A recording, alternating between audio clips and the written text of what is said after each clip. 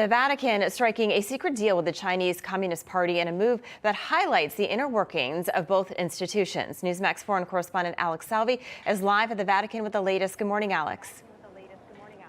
Good morning. That's exactly right. The Vatican and Beijing reaching an agreement on how the Catholic Church will be able to select bishops inside of the communist country.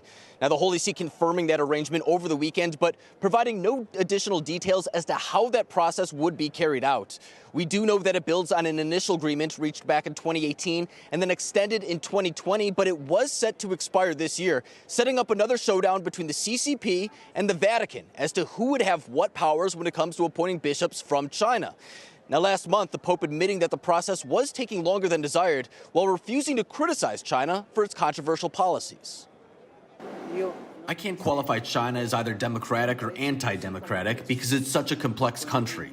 Yes, it's true, there are things that to us seem undemocratic.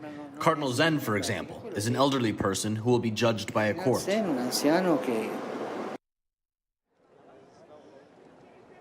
Now, you heard the pontiff mention Cardinal Zen right there. He's facing jail time as he's alleged of participating in a charity that was used to assist pro-democracy protesters in Hong Kong.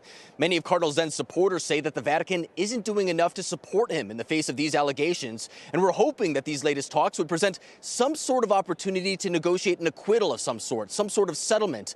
But other issues that could have been addressed are also China's treatment of Uyghur Muslims in the country, or Beijing's encroachment on Taiwan or Hong Kong.